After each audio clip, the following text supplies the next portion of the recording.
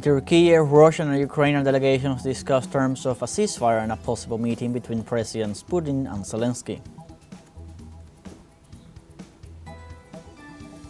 In Palestine, Israeli occupation forces have killed at least 52 people in different attacks on 8 distribution centers. And in Mexico, citizens voted on Sunday for their judicial authorities in an election day described by President Claudia Sheinbaum as historic.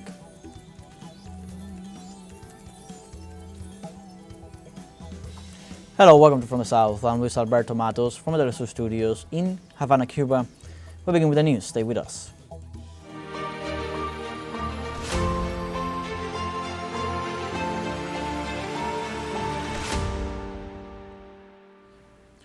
The Russian and Ukrainian delegations met again in Istanbul, Turkey, for the second round of direct peace talks amid tensions and attempts by Kiev to undermine the negotiations. Led by Foreign Minister Hakan Fidan, the Turkish mediation delegation announced that during the day's talks, Russia and Ukraine had discussed the conditions for a ceasefire and prisoner and civilian exchanges from a humanitarian point of view.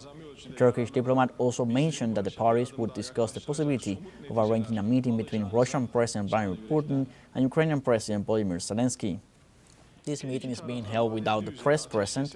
The delegations are discussing encompassing the main causes of the conflict with the aim of taking a further step towards guaranteeing sustainable regional and global peace.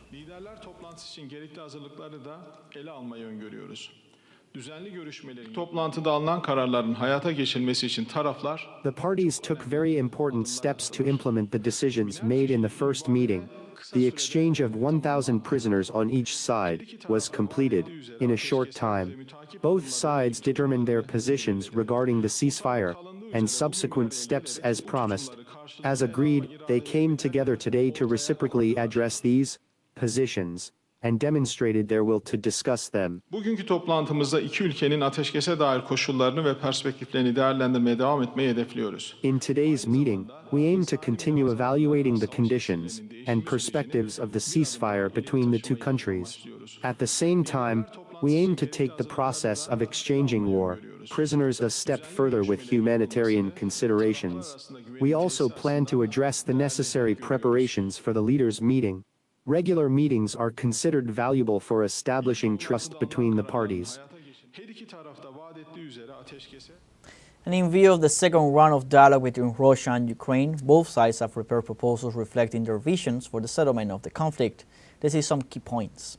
The Russian delegation had previously received from Ukraine its version of a memorandum for a peace agreement.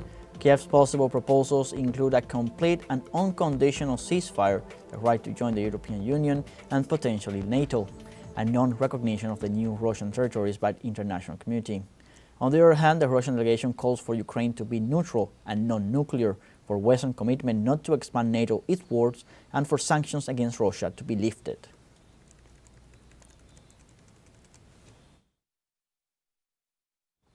And Poland's National Electoral Commission said Monday that conservative Karol Nawrocki won the runoff election with 50.89% against his rival, the liberal Rafał Trzaskowski, with 49.11%. The result of the elections, which saw a turnout of 71.63%, the highest in such an election in the country, has profound implications for the Polish political landscape, as a victory for Trzaskowski would have made it easier for the government to implement its reformist agenda. Nawrocki's victory, on the other hand, is seen as the continuity of the head of the presidency of Duda, who has not hesitated to veto several of Tusk's initiatives.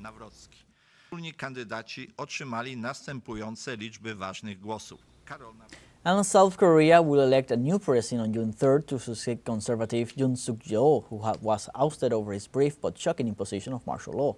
Surveys suggested liberal Lee Jae-myung, running for the Democratic Party, heavily favored to win Tuesday's snap election, riding on a wave of public disappointment of Yoon's martial law debacle in December. The main conservative candidate, Kim Moon-soo, wants a compact victory, but observers say his refusal to directly criticize Yoon made it difficult for him to narrow the gap with Lee. The winner will be sworn in as president on Wednesday without the typical 2-month transition period. Voting officially began on Thursday, which was the first day of a 2-day early voting period in which more than 10 million people have already voted.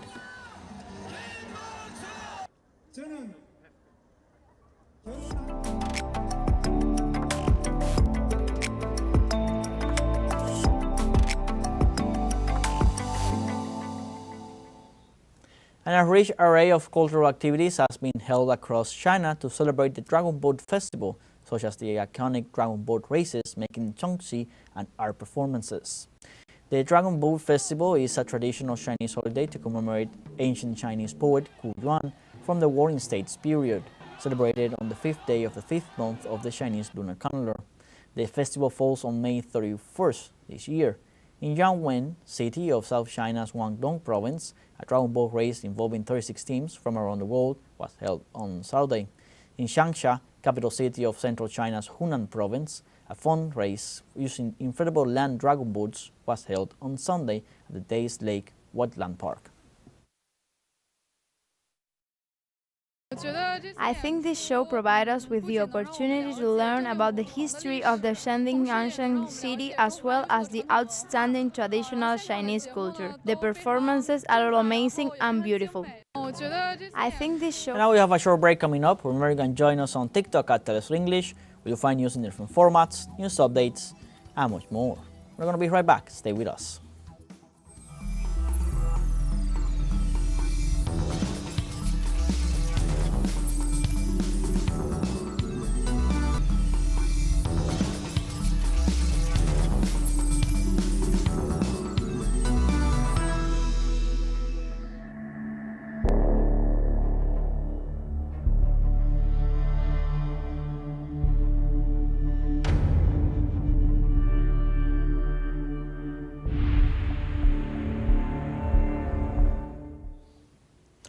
Welcome back. In Palestine, Israeli occupation forces have killed at least 52 people in different attacks on 8 distribution centers run by the U.S.-backed Gaza Humanitarian Foundation.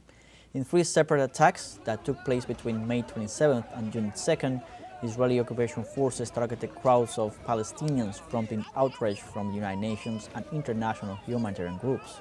The Palestinian Health Ministry said that the Israeli army is using these distribution centers to carry out mass killings and to displace Gaza residents. For its part, the humanitarian organization Doctors Without Borders said that patients reported being shot at from all sides by drones, helicopters, boats, tanks, and Israeli soldiers.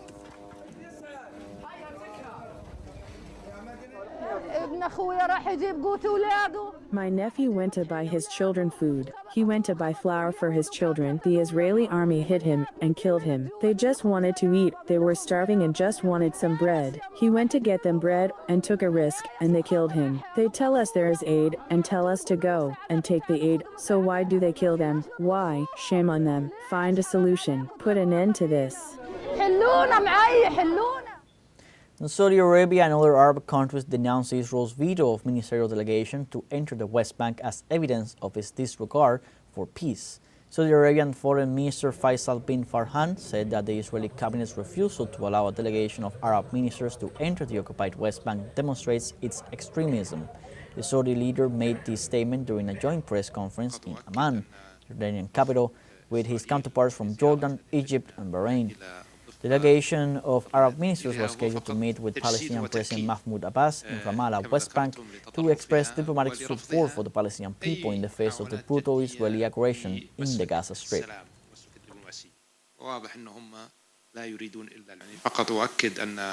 Israel's refusal to allow this committee to visit the West Bank is a manifestation and confirmation, as you mentioned, of its extremism and its rejection of any serious attempts of a diplomatic path to peace.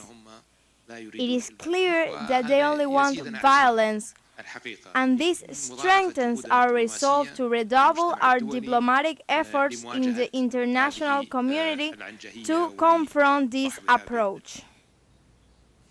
I know topics in Serbia. Thousands protested on Sunday, marking 7 months of the collapse at a train station that killed 16 people and sparked a wave of anti-corruption demonstrations. The students-led gatherings were held in more than 30 Serbian cities and towns, keeping up the pressure on President Aleksandar Vučić to call a snap parliamentary election. Many people in Serbia believe that the deadly November 1st canopy collapse in Novi Sad was a result of flood renovation work on the station building. Protests included commemoration ceremonies for the victims and student marches and blockades. In Belgrade, crowds halted traffic at two key bridges over the Sava River, while protesters in Novi Sad came to the central railway station where the tragedy happened.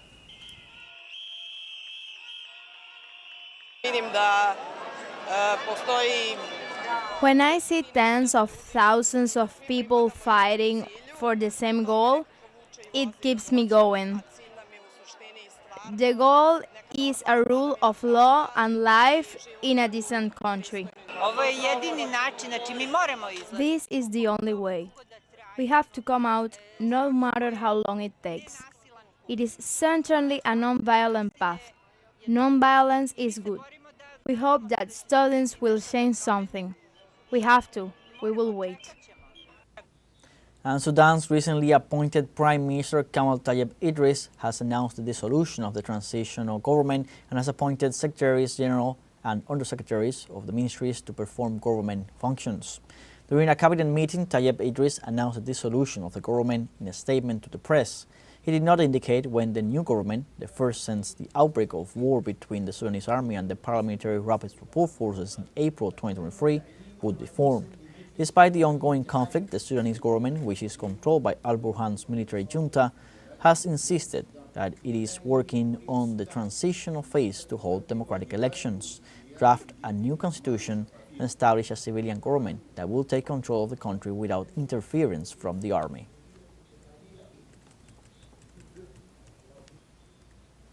We now have our second break coming up. Before we invite you to visit our Facebook page at teleSUR English, there you'll be able to watch our top stories, special live coverage, and much more. Follow our page and activate the notification button to stay up to date on the world's most recent events. Final break, we're going to be right back with more.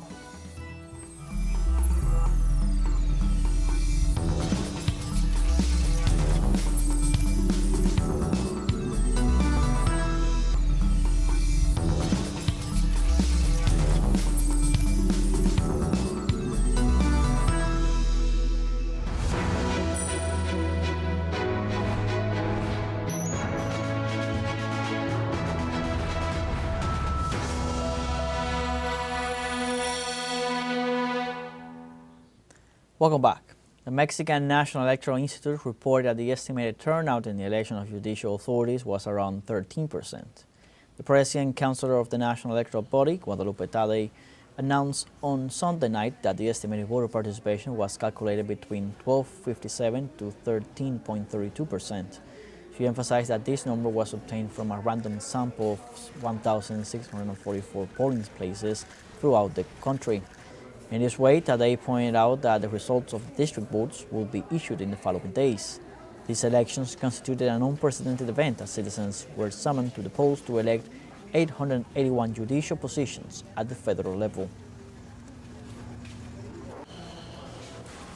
Based on a sample of randomly selected sectional polling places in front of notary publics, the results obtained by the specialists yielded an estimated citizen participation result of between 12.57 and 13.32% turnout. In a message to the nation, Mexican President Claudia Sheinbaum described the day on which citizens were able to elect their judicial authorities for the first time as historic. This historic election of the judiciary branch on June 1, 2025 was a success. Cerca de 13 millones de mexicanas y mexicanos. For the first time in history, nearly 13 million Mexicans came out to assert their right to decide who should be the new ministers, magistrates, and judges. Likewise, Sheinbaum highlighted the transparency of the electoral process, which is said to democratize the judicial system. Today, the election process was transparent. Candidates were selected by professional commissions from the executive, legislative, and judicial branches. The campaigns were simple, and voting was free. With the new judicial system, the jurista wish will become a reality. Nothing outside the law, no one above the law. Now, topics in Argentina, artists who carried out a symbolic embrace to the National Theatre Institute against the adjustment policy of the government of Javier Milei were repressed by police. Theatre personnel gathered in front of the door of the National Theatre Institute where the police brigade executed the riot protocol designed by the Security Ministry directed by Patricia Bullrich to repress. This incident underlines the growing tension in the cultural sphere in the face of government policies and the response of the security forces to the demonstrations in the city. Milei's government decreed on May 23rd the closure and dissolution of cultural and historical institutions as part of its policy of budget cuts and restructuring in the state.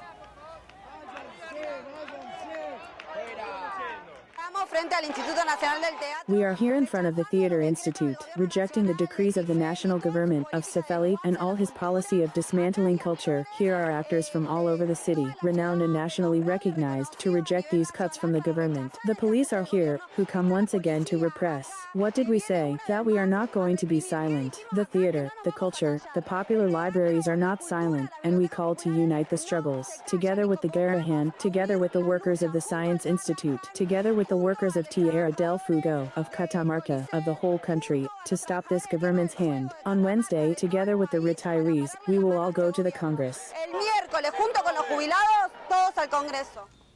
And in Colombia, after 43 years of impunity, relatives of victims of forced disappearance by members of the state, event known as the Collective 82, see a possibility of justice after the arrest warrant for 14 former policemen.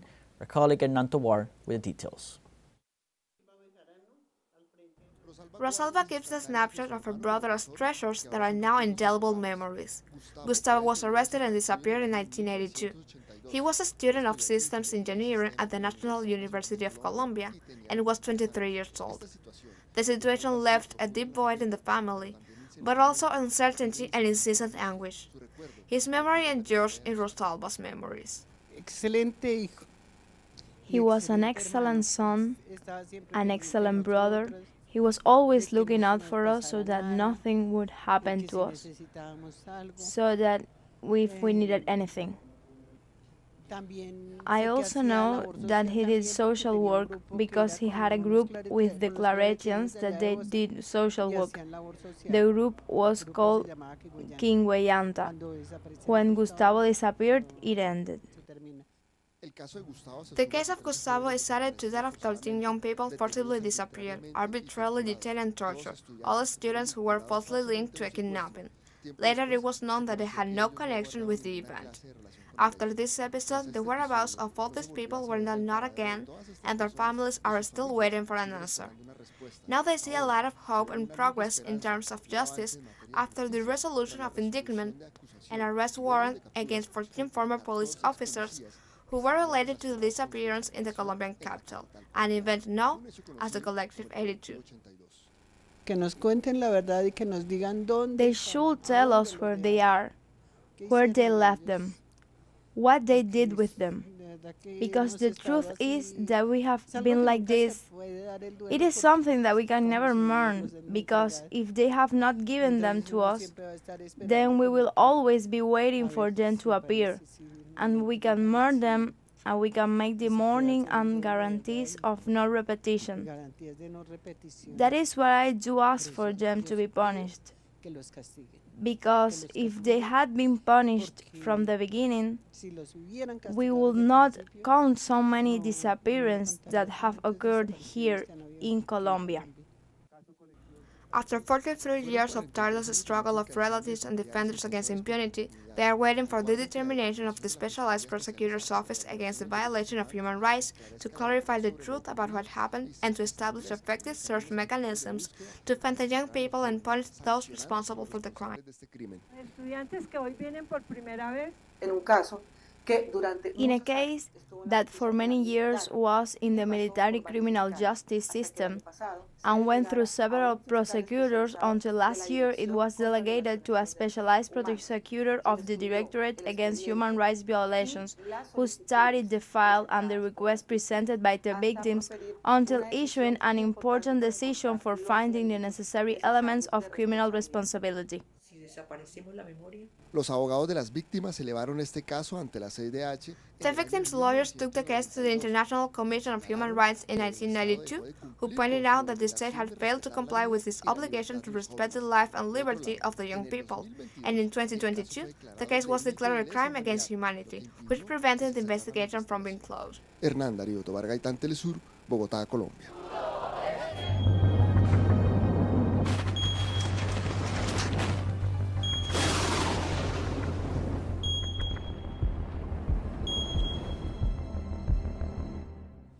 In Ecuador, an oil spill contaminated part of a branch of the salty estuary near the coastal city of Guayaquil, putting authorities and the Ministry of Environment, Water and Ecological Transition on alert. According to the Minister of the Environment, Maria Luisa Cruz, after learning of the oil spill in a branch of the mangrove swamp El Salado Wildlife Production Reserve, the affected area was immediately checked by means of a flyover and a river tour. The hazardous materials unit of the city's firefighters was immediately activated, and they began to search the area with a rubber boat to determine the origin of the spill. Absorbent barriers were placed along the branch to prevent further damage to the fauna and flora of the natural reserve.